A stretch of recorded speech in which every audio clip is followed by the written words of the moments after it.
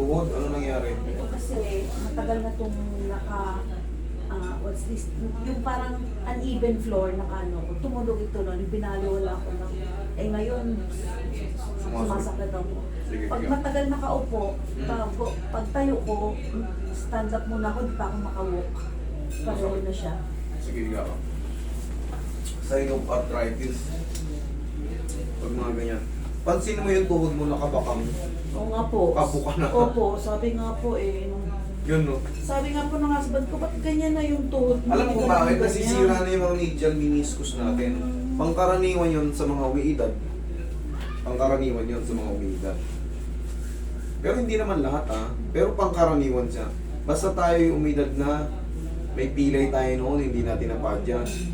Siyempre araw-araw tayo naglalakad, kahit may pain, tinitis-tis natin. Opo, ganyan po ako. Titis-tis kasi ang mahalaga, nakapunta tayo sa pinuntahan natin. Opo. Pero, Opo. in the long run kasi, kakalakad natin nakakalakad ng may sakit. Napupudpud yung mga tinatawag natin meniscus tibial plateau, meniscus. Yan.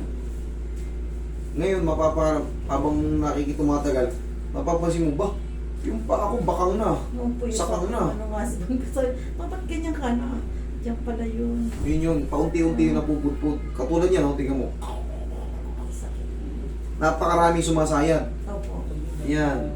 Mga cartilage yan, mga napunit na meniscus. Dapat po pala noon, nung may Dapat pain, noon pa. pinaano na. Kaya ngayon, maging advance na kayo, may sumasakit sa tuhod nyo, paalayin nyo na, ang dami na nag-aalay. Pero ang sikreto dyan, iaalog-alog lang yan.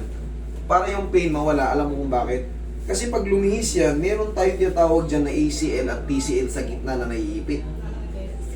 Pero sa tulong ng mga adjustment, yung mga yanig-yanig na yan, dumudulas na yan sila, mawawala yung pagkaipit.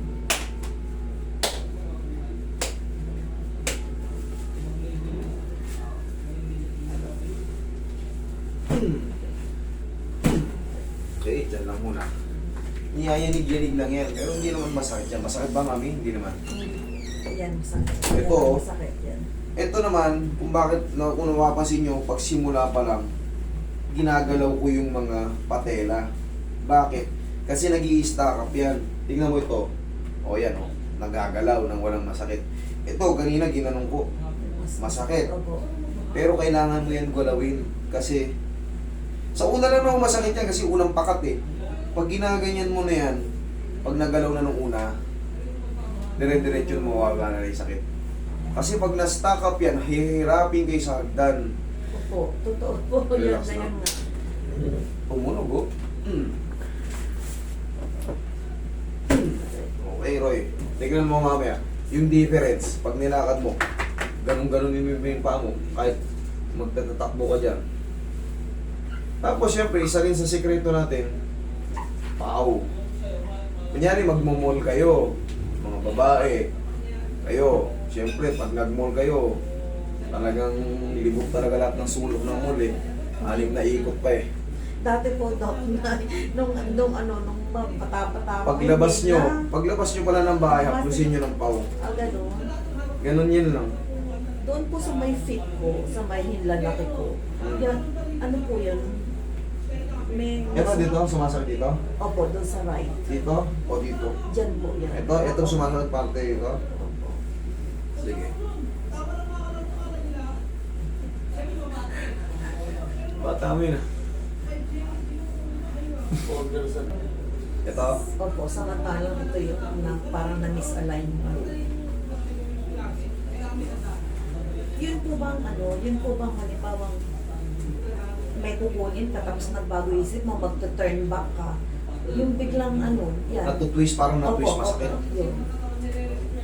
Ngayon, kahit itwist-twist. Kanina nung ginanyan ko, umaray kayo. Opo, Ngayon, opo. ngayon, tignan mo. Mm-mm. Wala na. Matagal na kasi nakapakat. Kaya tandaan nyo, massage yung sarili yung legs, tuhod. Hanggang dito, yan o. Yan. Huwag nyo nandinan, ganyan o. Yung hindi kayo aaray. Medium type lang. Tandaan nyo, yung mga babae o lalaki na pag magmumall kayo, bago kayo lumabas ng bahay, yanig-yanigin nyo muna. Tapos, haplusan nyo ng pau.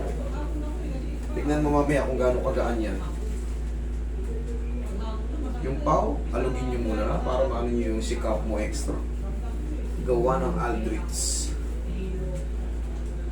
Ito, tingnan mo, nagagalaw ka agad, oh.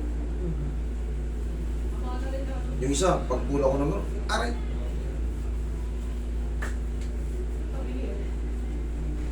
Damay nyo rin yung ganyan, kahit hanggang kalahati sa mga muscle mo sa knees.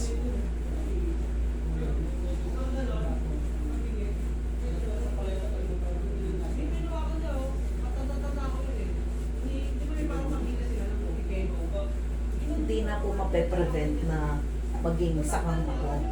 Wala na, ano na to eh. Yan na talaga yun. Oo, yan na yan. Mawawala na lang yung mga pain yan.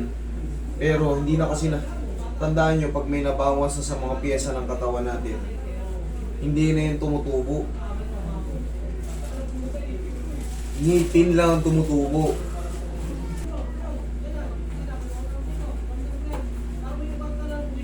Oh, check nyo ngayon, lakad kayo. Ganun nyo ngayon. Kahit sumali kayo ngayon sa Zumba. Oh, ganun na. Parang ito mabigat na dito. Kanan? Opo. Sige, higa pa. Meron pa dyan sa kanan.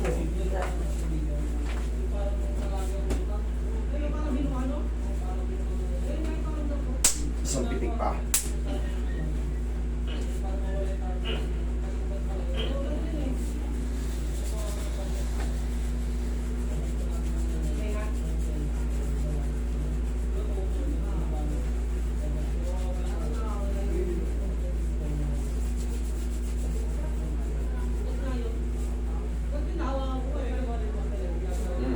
Okay. Testing, lakad. Lakad. Maganda. Gana. Oh. Lakad. Okay. Okay na. Dito po sa joint parang ano. Diyan naman sa... Sige. Mami, check. Tingnan mo ito. Wow.